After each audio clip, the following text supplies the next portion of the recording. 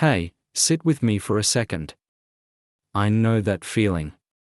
You wake up excited, full of fire for something new, a language, a business idea, an instrument, a creative project. You dive in. The first days feel electric. Then, slowly, the spark fades. Not because you're lazy. Not because you failed. But because something else tugs at the edge of your awareness. Another idea. Another possibility. And just like that, the thing you swore you'd master sits unfinished on the shelf with all the others. You've heard the story your whole life, pick one thing. Master it. That's how you succeed. Parents, teachers, every motivational poster, they all pointed to the same path. The straight line. The laser focus. And every time you veered off it, you felt it in your chest, there's something wrong with me. The quiet shame. The identity that quietly formed around being the flaky one. The one who starts but never finishes. But what if I told you, you're not broken? You're just running a different operating system. Your brain isn't wired like the specialists. It's wired like a scanner, constantly sweeping the horizon, picking up signals others filter out. Psychologists have a name for this pattern. Barbara Scheer called people like you scanners. Emily Wapnick calls it being a multipotentialite, someone whose mind thrives on connecting dots across many fields instead of digging one deep trench. And neuroscience backs it up. Here's what's happening inside your head. Your dopamine system, that ancient reward chemical, lights up strongest at the beginning of something new. Studies on novelty seeking show that fresh stimuli trigger a bigger dopamine response than familiar ones. It's not laziness, it's biology. Your brain is literally designed to chase the high of discovery. When the learning curve flattens and the novelty fades, the reward signal drops. The same mechanism that once helped explorers map unknown territory now makes the plateau feel unbearable. There's something else, too, latent inhibition. Most brains are really good at tuning out irrelevant information so they can stay focused. But in highly creative people, that filter is turned down. Research from Harvard and elsewhere found that individuals with lower latent inhibition tend to achieve more creative breakthroughs, precisely because their minds keep noticing connections others miss. Your attention isn't a narrow flashlight. It's a wide radar dish. It picks up patterns, metaphors, and possibilities everywhere. That's beautiful. And yeah, it makes sticking to one thing feel almost unnatural. Think of your brain like an old-fashioned explorer's map instead of a modern GPS. The GPS knows its destination and ignores everything else. Your map is alive, every new interest adds a new river, a new mountain, a new route that suddenly makes the whole landscape richer. You don't abandon the old path, you integrate it. The guitarist who studies philosophy starts writing songs that actually say something. The coder who falls in love with biology builds tools that feel alive. That's not distraction. That's synthesis. So why does this wiring even exist? Go back far enough and it makes perfect evolutionary sense.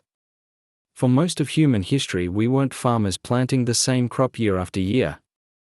We were hunter-gatherers in unpredictable environments. The ones who survived were the ones who noticed the new berry, the shifting animal trail, the sudden weather change. Quick shifts in attention weren't flaws, they were life-saving advantages.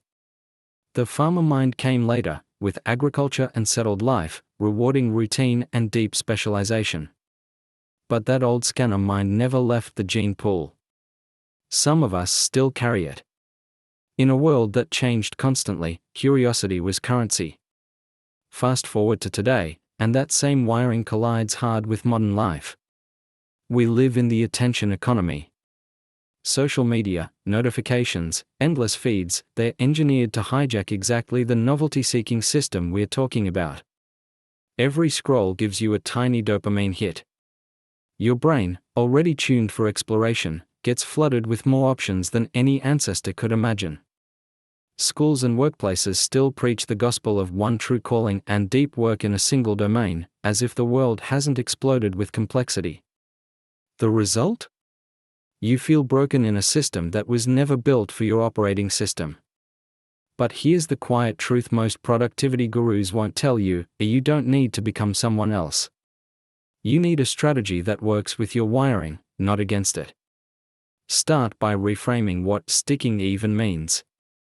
For you, finishing doesn't always look like mastery in one narrow lane. It looks like extracting the essence, the lesson, the skill, the insight, and letting it feed the next thing. Give yourself permission to work in seasons and projects instead of lifelong commitments. Many scanners thrive with an umbrella, one broad pursuit that naturally holds many interests. Or create a simple system, pick 3 active interests at a time. When one naturally fades, replace it without guilt. Protect your focus not by forcing it, but by designing environments that feed your radar without overwhelming it. Curate your inputs. Use deep work blocks, yes, but follow them with deliberate exploration time. Your neuroplasticity loves this dance. Intense focus followed by wide scanning actually strengthens the connections that make you brilliant. And most importantly, stop measuring yourself against the specialist's ruler. You're not behind. You're building something they literally cannot see, a life that weaves many threads into one unique tapestry. Because here's the philosophical part, the part that settles the heart after years of quiet war with yourself. Life was never meant to be a single straight line drawn in the sand. It's a mosaic. Every interest you've chased, every half-finished notebook, every abandoned course, they're all tiles. The scanner mind doesn't waste time. It collects beauty, knowledge, perspective. And when you finally step back, you see the pattern only you could have made. The universe is vast, contradictory, and endlessly interesting. Maybe it needs minds like yours, minds that refuse to look away from any of it. Minds that keep scanning, connecting, wondering. You were never supposed to stick to one thing.